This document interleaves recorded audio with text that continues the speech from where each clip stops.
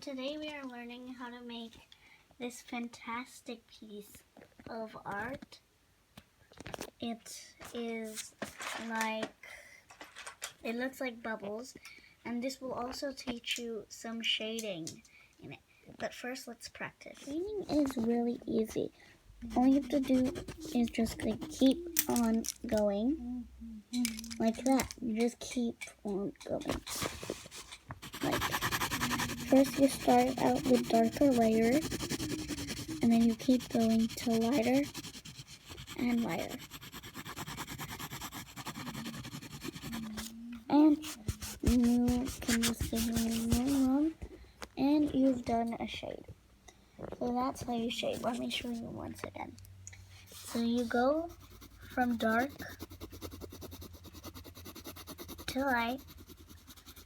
The light has to be shaded in with the dark. And on the top, I'm not really even making the paper even touch my pencil. I'm just rubbing it lightly so we can see the light texture. And you can give it a little rub. And you've done shading. So that's your practice. Now let's move on. Before starting, don't just pick up any random thing or pencil or thing.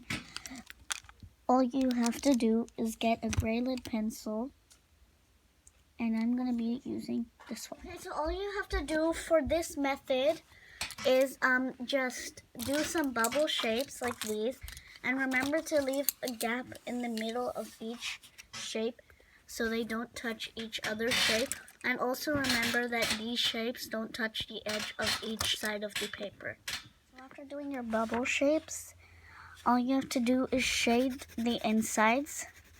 Keep shading them. Don't shade them too hardly because you're going to be doing extra shapes inside those shapes. Just keep shading each, like I told you in the start how to shade, and you will get to this. You guys should be doing better shading. I was actually in a rush, so it became like this.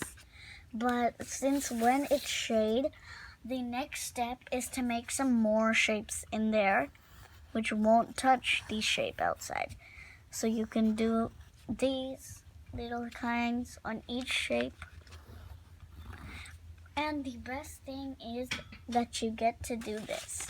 Look, I put a semicircle here and another top semicircle here.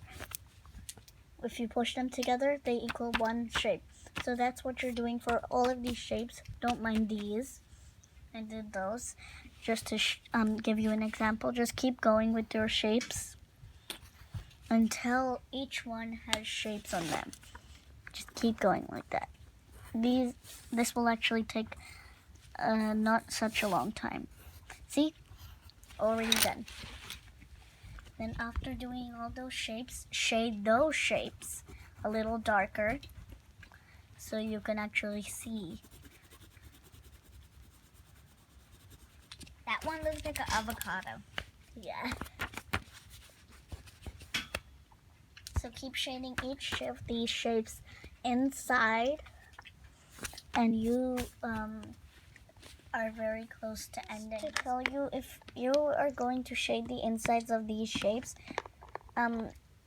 you can use any pencil actually, but I just want to say that if you're using a pencil, the pencils that are not so sharp work better, that are like this and that can do it like this. They don't do it if they're like sharp pencils, like this one, then they will come like lines, and we don't want that. So I'm just recommending you to use these types of pencils for this because it will look better. But if you have no pencils like this, you can just use your sharp pencils. Just to say like this. This is how it should look when it's done.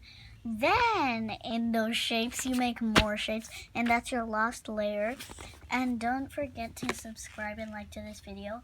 And also don't forget to write your name and date to this. I'm gonna write mine. Let's just say it's a 6/20th and it's 19. So that's not the real date, but I'm just saying. Okay, you don't have to do another layer. If you're happy with this, you can do some different designs in here. You can do some circles in some places if you want, and then shade them. So I'm just going to be shading these a little more. And while that, you guys can finish off your shading a little more. I came with this. I added a few more shapes to this. I erased the other shapes and added these different shapes because I thought they looked a little weird. I made them to different shapes. I made these like outline a different shape, and I shaded it a little more so it can look better. Before it didn't look so much shaded. So this is your project done, and I hope you enjoyed this video. Don't forget to subscribe and like. Subscribe and like. Bye.